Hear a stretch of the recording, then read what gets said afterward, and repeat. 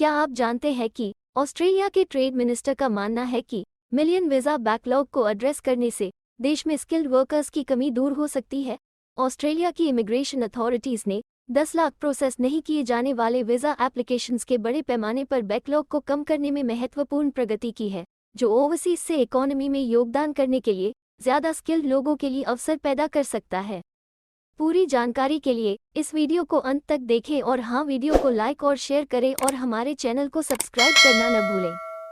Brain drain consultants की ओर से हमारे इमिग्रेशन इन्फॉर्मेशन और news channel A to Z immigration updates में आपका हार्दिक स्वागत है। Federal trade minister Don Farrell ने इस हफ्ते ब्रिस्बेन में American chamber of commerce program में कहा कि उन्हें विश्वास है कि वीज़ा कागजी कार्रवाई को अपडेट करने के परिणामस्वरूप इंटरनेशनल वर्कर्स की बड़ी संख्या ऑस्ट्रेलियन वर्कफोर्स के जरिए लाइन पर आने लगेगी।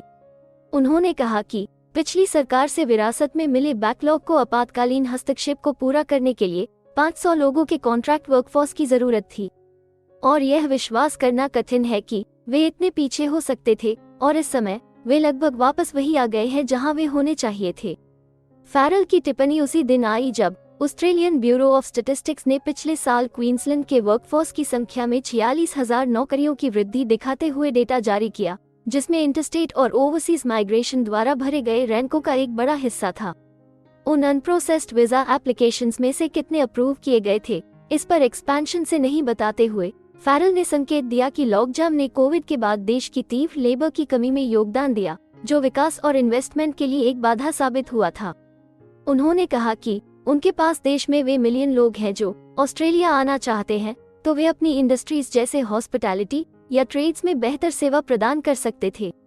क्वींसलैंड के बिजनेस लीडर्स से भरे एक कमरे को संबोधित करते हुए फैरल ने कहा कि फिलहाल लेबर चैलेंजेस ने इस बात को रिव्यू किया है कि सरकार भविष्य में ओवरसीज माइग्रेशन और ट्रैवल कैसे करेगी। उन्होंने कहा, इस समय ये काम किया जा रहा है और उन्हें लगता है कि उस प्रक्रिया से जो निकल कर आएगा उससे आपको सुखद आश्चर्य होगा। टाउन्सविल में स्टेट ट्रेड मिनिस्टर्स के साथ बैठक और चाइना को जौ और शराब के एक्सपोर्ट पर रिस्ट्रिक्शंस को कम करने पर संभावित सफलता हासिल करने के बाद फैरल ने कहा कि ओवरसीज में ट्रेड डील्स का पीछा करते समय टीम ऑस्ट्रेलिया का दृष्टिकोण लेने के लिए एग्रीमेंट्स किए गए थे। उन्होंने कहा कि एक नया फ्री ट्रेड एग्रीमेंट भारत और यूरोपीय संघ के साथ विकास में था, जबकि अगले महीने प्रेसिडेंट जो बाइडेन की ऑस्ट्रेलिया यात्रा से पहले FTA, UK और US के साथ अंतिम रूप देने के बाद के चरणों में थे। उन्होंने कहा कि वे इस क्षेत्र में अमेरिकी दखल को गंभीरता से फिर से शुरू करने वाले हैं। American chamber of commerce panel चर्चा में फैरल के साथ ऑड मिनट के CEO और Brisbane Broncos chairman Karl Morris, trade and investment Queensland के CEO जस्टिन मैगोवन और टूरिज्म, इनोवेशन और स्पोर्ट एक्टिंग के deputy director general Gail O'Brien शामिल थे। मैगोवन ने कहा कि क्वींसलैंड के इंटरनेशनल स्टूडेंट्स का समूह वर्तमान में लगभग 1,05,000 की संख्या इकोनॉमी में ओवरसीज पार्टिसिपेशन को बढ़ाने का एक साफ लक्ष्य था। उन्होंने कहा कि लगभग 17% ओवरसीज स्टूडेंट्स अपनी क्वालिफिकेशन पूरी करने के बाद नेशनली देश में रहते हैं।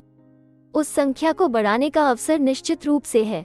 उन्हें जो कुछ भी पेश करना है उसके लिए बस लाउडर और प्राउडर होने की जरूरत है। हमें उम्मीद है कि हिंदी भाषा में इमिग्रेशन से जुड़ी जरूरी और सही जानकारी पहुंचाने की हमारी कोशिश आपको पसंद आ रही होगी। कृपया कमेंट में अपने सजेशंस और फीडबैक्स जरूर दें और हमें सपोर्ट करने के लिए हमारे चैनल को लाइक, शेयर और सब्सक्राइब जरूर करें। और हाँ, बेल आइकॉन को दबाना मत भूलिएगा।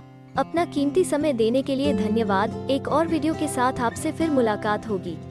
अगर आपको किसी और मदद की जरूरत है या फिर आप अपने विदेश जाने के सपने के लिए किसी भी चीज में पूछताछ करना चाहते हैं, तो आप हमारी रजिस्टर्ड माइग्रेशन कंसल्टेंट्स की टीम के साथ एक एक्सपर्ट काउंसलिंग सेशन बुक कर सकते हैं।